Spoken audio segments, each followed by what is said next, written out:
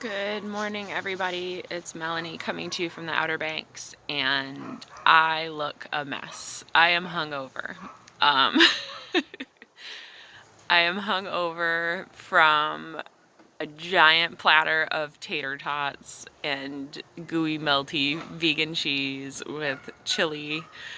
Oh my goodness. So when I eat food like that, I don't feel good the next day. But it was delicious nonetheless. I also don't feel good because I am working through childhood trauma. And you all are probably asking, what is childhood trauma? What is childhood wounding? What does that look like? Well, we live a pretty meaningful life, we live a very meaningful life, but very simply. And we choose to do that so that I can stay home with our girls and we can have the family that we almost didn't get to have, and make sure that they are super loved and super cared for, because that's what neither one of us got growing up.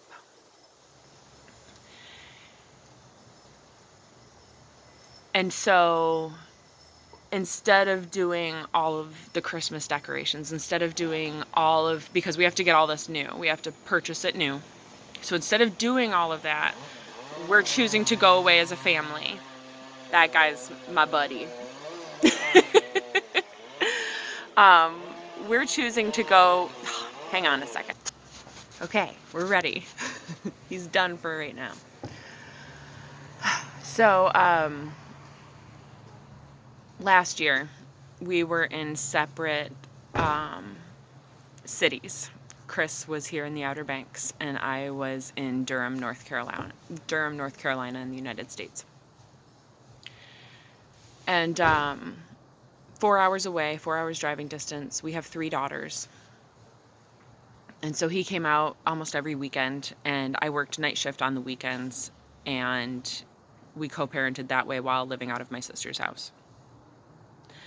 My daughter wished for her family back together last Christmas and didn't get that wish.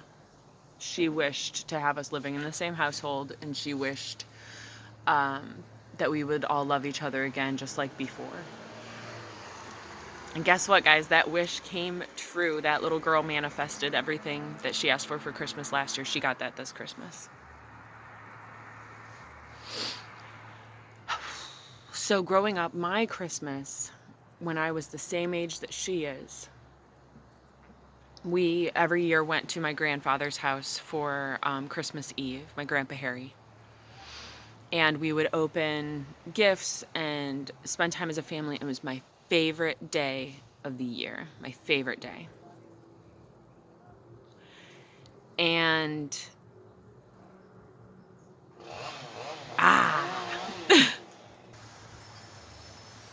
so on Christmas Eve of my 8th year of life, I said, I can't wait to see what Santa brings tomorrow. And because of my dad's childhood wounding, I get that. I don't hold any resentments. I love him very much. Because of my father's resentments and the way he went through Christmas as a child, and he was doing the best he could to give me the best Christmas I could get.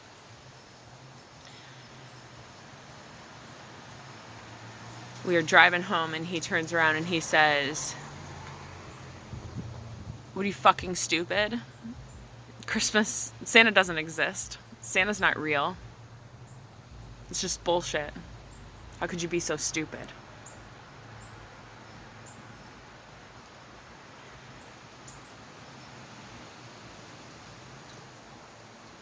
And from that point on, things began changing. Like, the dream of life, the bubble was gone.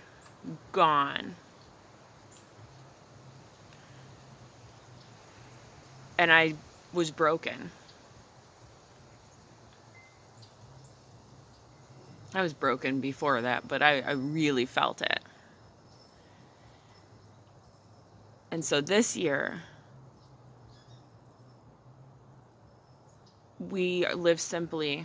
And so we're going to go to Asheville for 2 days as a family and see all the Christmas lights and go to the mountains and just really have like a little vacation. Chris was working like crazy hours over the summer. So this is the first time that he's been able to be a part of the family again, like full time, see the kids and kind of adjust.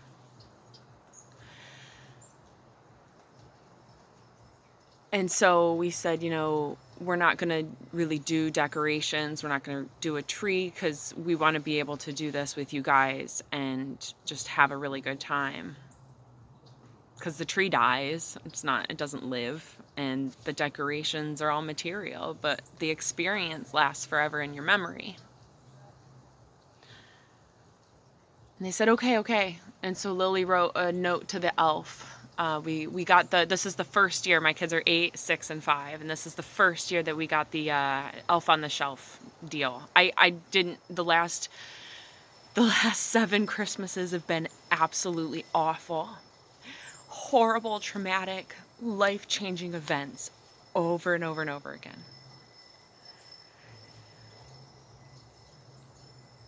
So this Christmas, I was doing it. I was going to give my kids the best Christmas they could possibly have. And I was going to, we got the elf on the shelf, and we've been doing really fun ideas with it.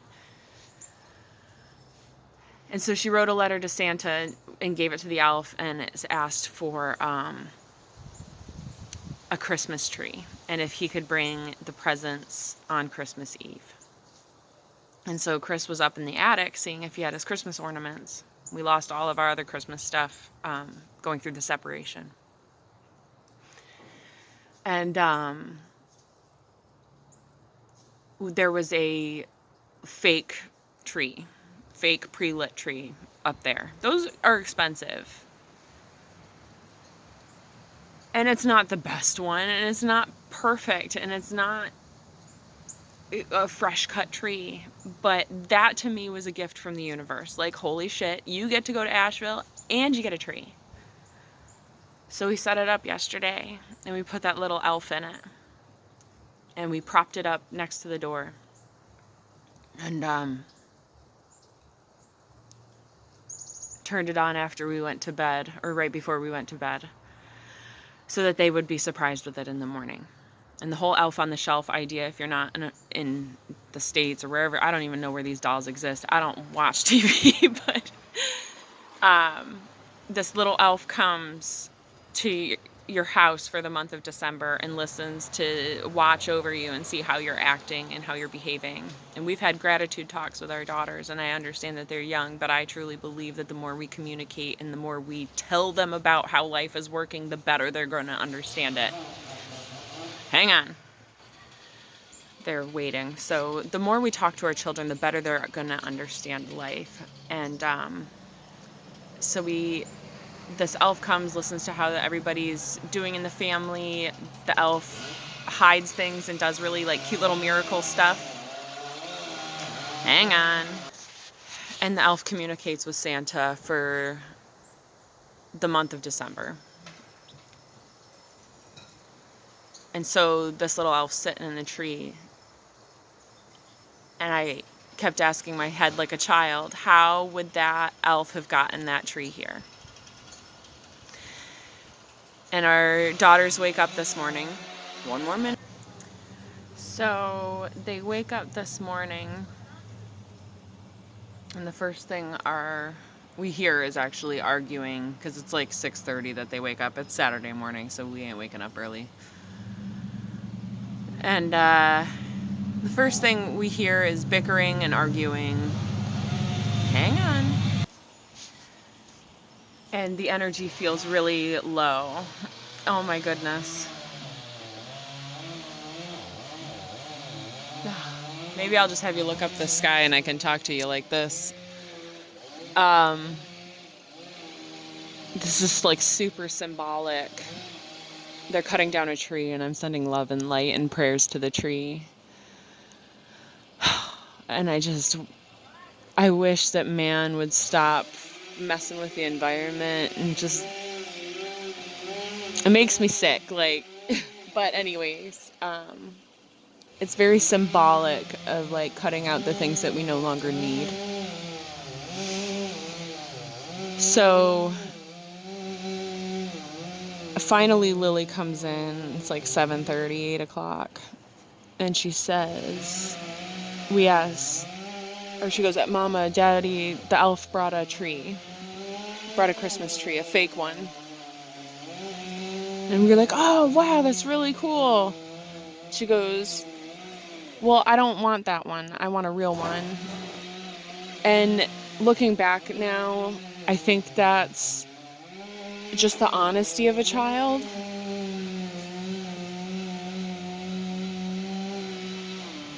But to me, it's ungratefulness. Because in my mind, I would have given everything to have what she has right now, just in a family. I had all the material things I could want or need, but I didn't have love. I didn't receive love. I didn't know how to give love.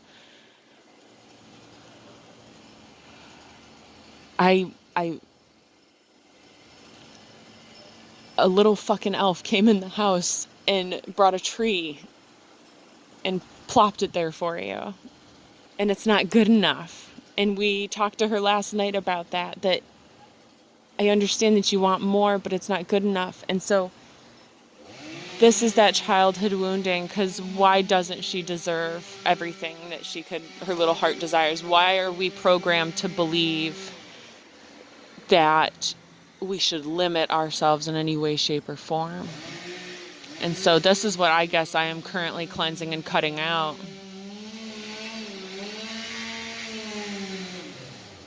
I guess this would be like excessive gratitude.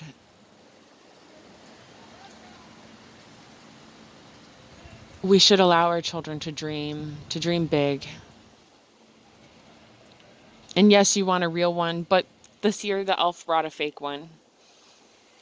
And that's okay. And we'll see what happens next year. But I think it's pretty exciting that an elf brought a tree in its pocket. And so, just like good old behavioral and genetic fashion,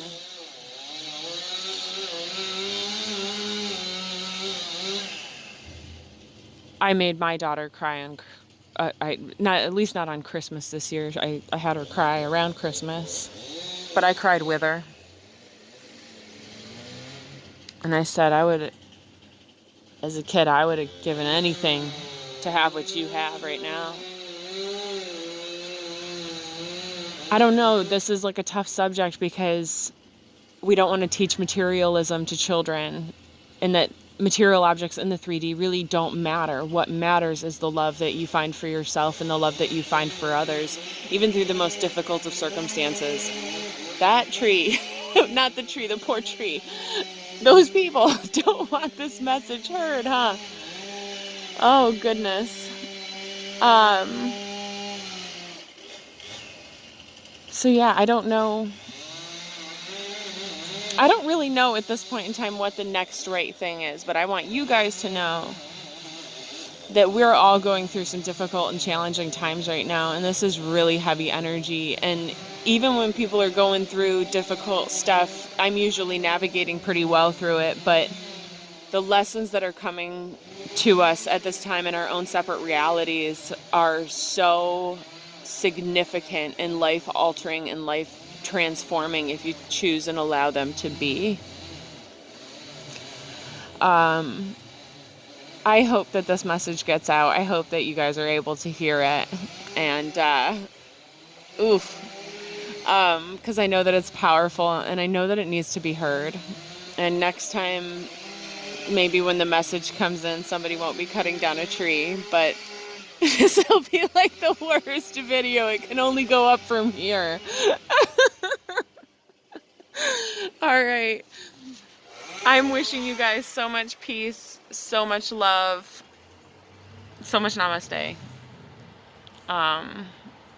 Let's figure out what to be happy about and what to be positive about. I feel really low vibrational right now. I feel really sad and energetically depleted right now. But I'm going to do everything in my power to change that. And so that's going to mean getting up, maybe going for a run. I think I'm going to go for a run. As crappy as I feel, my stomach from tater tots. Oh God, it was so good, guys. As crappy as I feel, as sad as I feel, I'm going to go sage myself, number one. I am going to go skateboard. That's what I'm going to go do. I'm going to go skateboard it out. I'm going to sage it out. So physical exercise, physical exertion, getting those hormone levels increased, those positive, happy hormones. Then I'm going to take a long, hot shower. I'm going to gift that to myself. And then I'm going to enjoy this day to the best of my ability with my family. And I'm going to find the gratitude and the ability to transmute and change my energy for the better. So this video kind of gives you the history of what childhood wounding is and how to actually heal yourself from it. If you're seeking answers, I'm here to help. I'll put my email in the description below if you have questions. I know that my mission here is actually like not to heal people, even though like people consider me a healer. I'm here to teach you guys how to heal yourselves. And I'm doing it because I've been doing it for a couple of years now, and it's getting a lot easier, and practice makes perfect. But life isn't perfect. Mandalas aren't perfect. Ascension's definitely not perfect. And we go two steps forward sometimes and 5 steps back. But it's where we find the lessons through the growth, through the transformation, and through the change, that it's when we find the lessons that it transforms everything. I'm wishing you all the best. So much peace, so much love, so much namaste. Oh, and talk to your spirit guides. Get connected in whatever way you need to get connected. So ground yourself and meditate. Now I'm definitely going to go. Adios, guys.